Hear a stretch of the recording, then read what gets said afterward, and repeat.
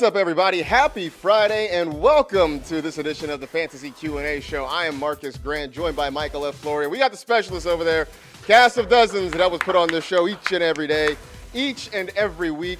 And man, what a wild start to Week 14. So we had a crazy ending to Week 13, and we basically ran it back to start Week 14. Baker did his best Tom Brady. He did. I'll say this. It's one thing when you let, Tom Brady and Chris Godwin and Mike Evans, come back on you, right, from 13 points down and win a game. It's another thing when you're getting carved up by Tutu Atwell, Ben Skoranek, and a quarterback who probably still has to ask for directions to the lunchroom at the facility because he hasn't been there that long. That was a horrific loss by the Raiders on Thursday night. And it's a horrific loss in a season of horrific losses. Like, let's not forget the Week 2 loss where Kyler Murray went, absolutely crazy and beat them. Then Josh McDaniels lost to Jeff Saturday in his coaching debut when the rest of the world was laughing at the Colts. Josh McDaniels should thank the fact that, the Raiders are paying 3 other coaches because that's probably the only reason he's still, I can't think. I don't want to beat up on the guy too badly, but you see Devontae Adams going out there and doing wizardry type stuff, and you're thinking let's not throw him the ball. We have maybe the best receiver on the planet, and we're not going to target him in the second half. Instead, we're going to run the ball to Mac Hollins because make it make sense. I have no idea. Anyway, that's not the point of what we're doing here. The point of this is to answer your questions to help you in your fantasy lineup, especially in this big week because it's Week 14. You're trying to make the playoffs. There are 6 teams on a bye. So you've got Q's. We've got A's. LFG. You can send them to us at NFL Fantasy. We will answer as many of them as we can here. The rest of them go to Aaron Tan because he doesn't eat arugula. That's all I know. So let's go back to what happened last night at SoFi Stadium. The Rams pull it out for a 17-16 win over the Raiders. Derek Carr, a measly 2.6 fantasy points, 137 passing yards, and 2 picks. It was an awful night for him. Josh Jacobs, though, he kind of did his thing. Got you just under 20 points there, 99 rushing yards and a score. Devontae Adams, targeted 7 times, 3 catches for 71 yards. Felt like it should have been a whole lot more than that. On the Rams side, 14 points out of Baker Mayfield. Cam Akers, 9.3 fantasy points. That was only helped because he scored a touchdown late in that game. And Ben Skoranek, I have been sort of mocking him, and I guess for 1 week at least I should mildly apologize. 7 for 89, 15.9 fantasy points. Although if you started him, I don't know, you're some kind of warlock or something. But let's talk about what happened in that game. And Cam Akers, last week he had 2 touchdowns against the Seahawks. This week he had a touchdown against the Raiders. Are you willing to say that he's back as a startable asset? No. I think that he is exactly what we kind of said he was this week. He is a streamer in good matchups because let's, again, not act like Cam Akers had a huge game, but I do think it's worth pointing out that he led them in snaps again at Wall. It was not nearly as many as it was a week before, but he also led them in carries. He got a little bit of usage in the passing game, really only 1 target, but it was the biggest catch of the game for the Rams. You could make the argument. It was the 4th down that got them that goal line carry where he then ended up punching it in for the touchdown. But what stood out to me, he fumbled, and I was like, oh, man, we might not see him again. And then McVay was just like, no, we don't have a better running back on the roster. We need to get him out there. So I think he's a player that you want on your roster that you can use in the right matchup. Next week, they get the Patriots. I'm going to stay away from that one. For all the frustration Sean McVay has had with Cam Akers, I think he sort of understands it. This is the best thing we have in the backfield. We can try Kyron Williams. We can try other pieces, but it really is about Cam Akers, even if the production is not great. I also think we got to talk about Baker Mayfield because here it is. He comes as a free agent from Carolina, is with the team for basically 48 hours, engineers a game-winning drive, 230 passing yards, had the touchdown, obviously, that wins the game for Los Angeles, but less than 15 points. As you mentioned, we got the Patriots coming up. They do have the Packers down the road. The schedule isn't particularly friendly, so I think for me, this is sort of just a cautionary tale, right? What he did was exciting, and I think if you're a Rams fan, you loved watching it. But I don't know that we get caught up in thinking that Baker Mayfield is somehow going to be this piece that, one, elevates your fantasy roster in the next few weeks. But also, I don't know that he suddenly is going to make a lot of these other pieces attractive. I don't know that you're somehow going to be on Ben Skoranek or Van Jefferson or Tutu Atwell just because of the quarterback upgrade. This is still an offense with a whole lot of problems fundamentally. So enjoy what you saw last night just for the entertainment sake of it, but I don't know that I'm suddenly buying in for fantasy just because Baker Mayfield had a good night. Let's get to some of your questions, though. Of course, as like I mentioned, you can send them to us at NFL Fantasy, and we'll get to some here. This is from Wes. With Lamar out, do I grab Tannehill or Lawrence off waivers?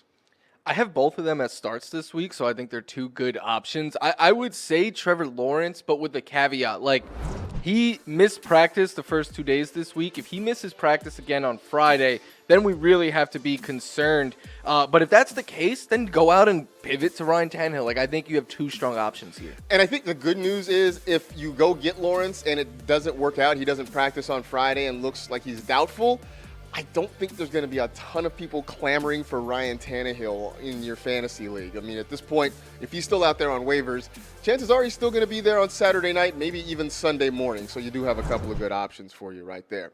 Next one from Pacours, Darius Slayton or Josh Palmer for the flex?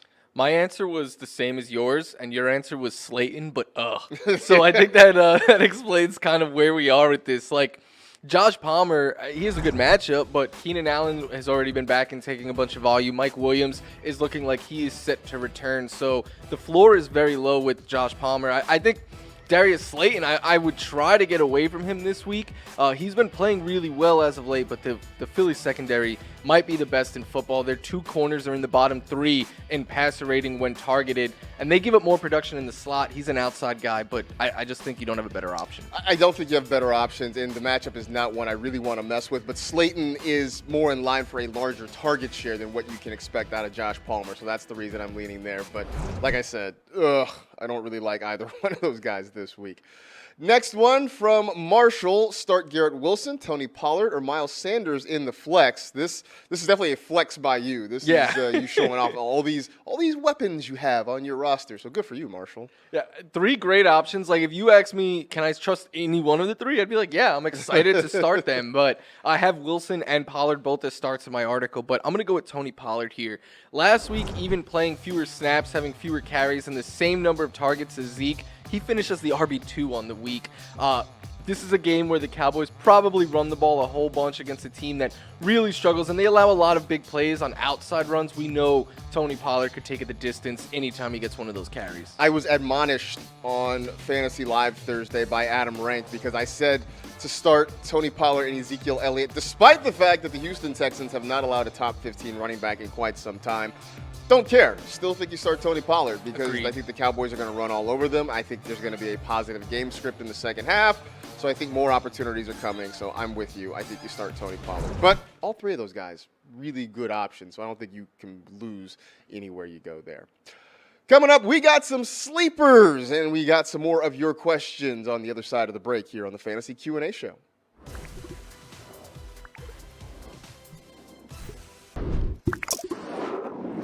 It's time for Game Changers, presented by Visa. Anyone can change the game. Talking some sleepers right here. So for Week 14, who is your guy? Jameson Williams. And if you've listened to any of the shows this week, you know that I've been talking him up. But that being said, I'm just going to get it out of the way at the beginning. His floor is 0 points. Like we know that. He barely played last week, but I think this is a game where the Lions, they are in must-win territory right now. If they win out, they could make the playoffs, and their schedule after this week is very favorable. So I think in what is going to be a high-scoring game with two very banged-up secondaries, the Vikings allow a ton of production on deep passes. I think the Lions are going to pick their spot. Like, if you started Derek Carr last night, and he got you 2.5 fantasy points, you need a swing for the fence type play. Jameson Williams is your guy. You're definitely swinging for the fences if you got 2.5 points out of Derek Carr last night. I don't know if Deontay Foreman is a swing for the fences sort of play, but I do like him as a sleeper this week. Now, keep in mind, he's dealing with a little bit of a foot injury. Now, he says he's 95% to play against the Seattle Seahawks, and we saw a couple of weeks ago, even with Chuba Hubbard back, Foreman was still getting most of the work, getting most of the carries there. So the opportunities are going to be plentiful in an offense that's been incredibly run-heavy over the last 3 weeks. On top of it, this Seahawks defense has been getting gashed all year long. I think we kind of gave them a pass because in the middle of the season, they got a little bit tougher, but Then they give up 100 yards to Rachaad White. They give up the 300-yard bomb to Josh Jacobs. They give up 2 touchdowns to Cam Akers. So maybe we should start talking about the Seahawks defense being a soft target again. And Foreman looks like he has some solid flex, maybe even RB2 options for you this week. Time to answer some more of your questions that you're sending us over on social media. This first one comes from It's Elite. Jalen Waddle or DK Metcalf? And by the way, Jalen Waddle's become kind of a star at the World Cup. You got like soccer players doing the waddle and stuff after they score goals. It's so cool. It's very cool. If this is your option right here, yeah, your team is probably elite if you have to sit one of these two guys. But that being the case, I'd play DK Metcalf because I like the matchup a lot for Jalen Waddle, but he is banged up right now, missed a lot of the game last week. DK Metcalf, you see on the screen, he leads the NFL in end zone targets, and Geno Smith is playing out of this world right now, and he has a good matchup in his own right. So go with DK. I think I'd go with DK as well, and especially if the Panthers can run the ball, if they can score points that way, then it's going to force the Seahawks to stay aggressive. I also don't know that they're going to be comfortable leaning on potentially Travis Homer to do a lot of work for them in that backfield because it looks like they're going to be going with him this week. So this could be a Geno Smith game, which means DK Metcalf, Tyler Lockett very much in play. Next question comes from Liddy. Pacheco or Singletary? I'm going to go with Isaiah Pacheco here, and I know I was low on him last week, and he scored a touchdown, and I'm sorry. But he's still not a super high upside type of play, but the thing is, I think the Bills' backfield, we're starting to see a metamorphosis there. Like, James Cook is taking over. Last week, they played the same number of snaps. He had more carries and way more targets, and that's been a thing for Singletary. His pass game usage has basically completely dwindled in the last 5 weeks. So, as James Cook continues to ascend, I think we see less Singletary, which means start Pacheco. I think you start Pacheco because he looks like the lead back there in Kansas City. And even though Jerick McKinnon is still getting work, Pacheco's getting a lot of the opportunities. And he's sort of doing what Clyde Edwards-Helaire did when he was healthy, which is he's getting a lot of carries. He's also getting work down near the goal line. So that gives him a little bit more of an advantage to me over Singletary this week, even though I don't love the matchup against the Broncos. Scary. Mac wants to know, says he can't decide between Samaje Perine, I knew I was going to do that. Samaje Perine or Dameon Pierce. Shout out to Michael Ealy, who once called him Samaje Perine on draft day. But Samaje Perine or Dameon Pierce. I don't love Dameon Pierce this week, but give me Dameon Pierce of these two options. Like, at least he is the lead runner. At least we know he'll get double-digit touches this week. The thing about Samaje Perine is Joe Mixon's back, and Zach Taylor came out and was like, yeah, Mixon is going to take over as our lead runner once again. And the thing about the Bengals is they don't really like to use two running backs. Whoever is their lead guy, they like to stick with him. So I would get away from Samaje Perine. That being said, though, he's 100% a player you want on your roster right now. Absolutely. You want Perine on your roster, but I can't start him this week for all the reasons you mentioned. If Joe Mixon is back, which it looks like he will be, he's going to be the guy. Perine will probably see the field a little bit, but his opportunities will be severely diminished. So even though I don't love the matchup for Pierce against the Cowboys this week, volume sort of wins the day there for me. We are not done. We still have one more segment left to go. We will dive into Monday Night Football. It is the Patriots. It is the Cardinals. So we'll let you know how we're feeling about some players in that matchup and a couple more of your questions as well on the Fantasy Q&A show.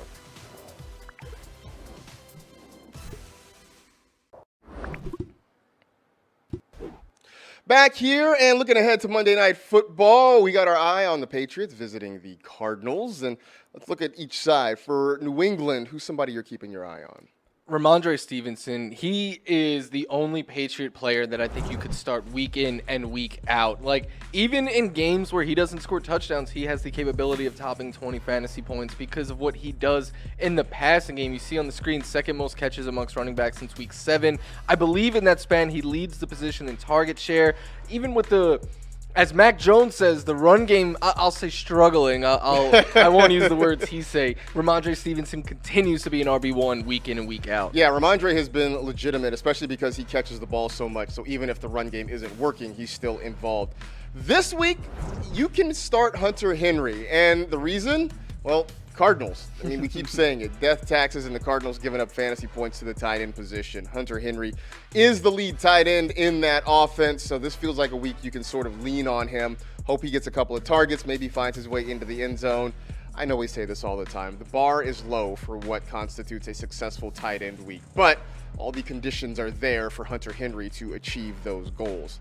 On the other side, for the Cardinals, who are you looking at? Marquise Brown, who we've only seen one game this year, was before their bye last week with both Brown and Hopkins. And I think many people were surprised to see Marquise Brown have more targets in that game. I think it'll be a week-to-week type thing, but both of those two are going to get plenty of volume. And then the Patriots, we know that their thing is always trying to do whatever they can to take away an opposing team's best weapon.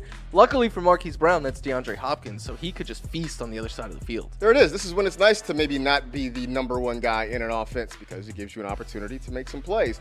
I'm looking at James Conner, but not necessarily in a great way. This is more of a beware situation because the Patriots have done a very good job in terms of fantasy production for running backs, and mostly because they don't give up touchdowns.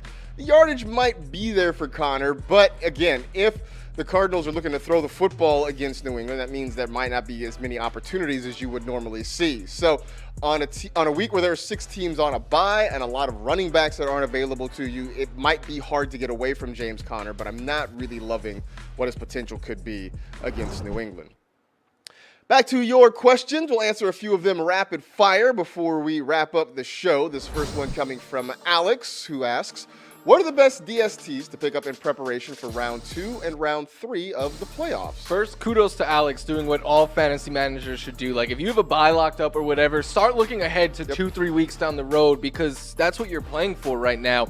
There's not many defenses that have great matchups in both weeks. The Chiefs are by far number 1. They get the Texans in week 15, and then the in 15 or 16, and then the Broncos in championship week, and then the Cardinals in week 16. They get I have it here, the Broncos, and then the week after they get the Falcons. So just a fantastic schedule for those two defenses. Those are really good schedules. It sort of stinks that they aren't very great defenses on their own. So there's a conversation to be had, and I think it's starting on fantasy Twitter about the value of defenses and how we evaluate them, because we don't really evaluate fantasy defenses on their own merit. We evaluate them based on who they're playing. Yeah. That's a whole different conversation for a different show. But those are a couple options for you the next couple rounds of the playoffs. Next one from Unleashed. Are you worried about starting Bills wide receivers against the Jets?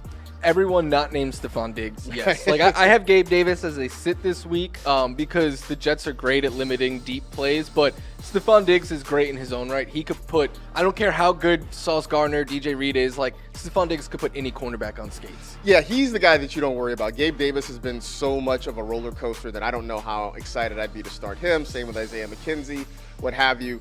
Look, the Bills may figure out a way to succeed and win this game, but that doesn't mean you have to be excited about starting any of their wide receivers this week against New York.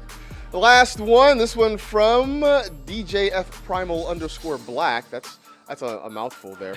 Can owners of Amari Cooper trust him going into playoffs with Watson as his quarterback? I guess I would start by saying that right now he's on the injury report with an ankle injury that seems to be going the wrong direction. So that's something to keep in mind this week. I would very much so try to get away from him this week. Tough matchup. He's hurt. Deshaun Watson hasn't played well. I think right now the answer is not really, but you probably don't have any options to get away from him in the playoffs. But hopefully we see signs of life this week and maybe the week after with Amari Cooper. This week you may not be able to play him just because of the injury situation, but it's worth keeping an eye on Deshaun Watson to see if his play improves this week over what we saw last week, and that'll give you a lot more idea of what Cooper potentially could be. Time now to take a listen to our fantasy hotline, and let's see what today's caller has to say. Yeah, I'm leaving a message about the fantasy drama. Well, last year I finished perfect in my league. I don't know how I did it, but I didn't lose a game, including the playoffs. So the commissioner decided to change the rules to no snake option. Not only did I have to draft last, which was not a big deal, but usually when you draft last, you get 2 picks, and then it goes back to first. Of course, the first guy gets 2 picks. Oh no, I drafted last and went back to the first guy again because he was tired of me winning because I won 2 years before that. Yeah, so that's the kind of stuff I had to deal with. Thanks. All right, so what do you think? Is it fair for the commissioners to change the draft rules to sort of even the playing field? Basically, the commissioner seems to be trying to prevent a juggernaut from just dominating the league. No, that's when you throw hands with your commissioner. Like I would quit. I would not have even drafted in that league. All right, you want to put me last to give a competitive advantage to everyone else? Great. But you make me pick last every single round. That means every round I'm getting the 10th or 12th best player, and I'm supposed to compete with, like, the one team in that league has the ultimate advantage. They get the best player in every single round of the draft. Like, no. Like, that league, is this like the 1950s? Why are we drafting that way? And two, no, your commissioner is wrong. Get rid of him. My other question is, was this a thing that was voted on by the league, or was this the commissioner just making a unilateral decision to say, you know what, you're too good, we're going to try to handcuff you for this thing? Because that also has a lot to do with it. Also, like, if they voted to do this, that means your league mates don't really like you either. So that might be another reason to go find a new league. I've heard of leagues doing, like, third-round reversal. Right, Scott Fishbowl does a third-round reversal. To make it more, because then the argument is like, all right, well, you're getting, better players at the beginning of the draft, whatever. Like, if he did that, okay, that's one thing. But to just give you at such a disadvantage and then be like, oh, you still got to pay your league dues or whatever, like, no, can't do it. Which, by the way, also disadvantages not obviously the champion who's picking last, but the person picking right in front of them, too. So, like, there are a whole lot of people that get screwed in this format. Every pick gets a lower chance of, like, one pick has the highest odds of winning a league. Whereas in a snake draft, it's balanced because, everyone is at a disadvantage as the draft goes on. Also, I hope the person who got the first pick is actually winning, because if that person is not even good, then that really just would chap my hide more than anything else. Good luck. Anyway, for the rest of you, can always give us a call. 805-NFL-QA61. That's 805-635-7261. Always appreciate hearing from you guys out there. Also, we appreciate you guys subscribing, liking, following along with all the things we are doing. And as I always say, if you subscribe to one, you get all 5 in your feed all week long. You can always check us out streaming live in the Fantasy app, on the NFL Fast channels, and at youtube.com/NFL Fantasy Football. Be sure to check us out on Sunday as well for Fantasy Game Day. That one kicks off at noon Eastern. In the meantime, for Mike, I am Marcus, and the Specialist. We appreciate you watching the Fantasy Q&A show. Good luck in Week 14. Enjoy the games, and we'll talk to you next week.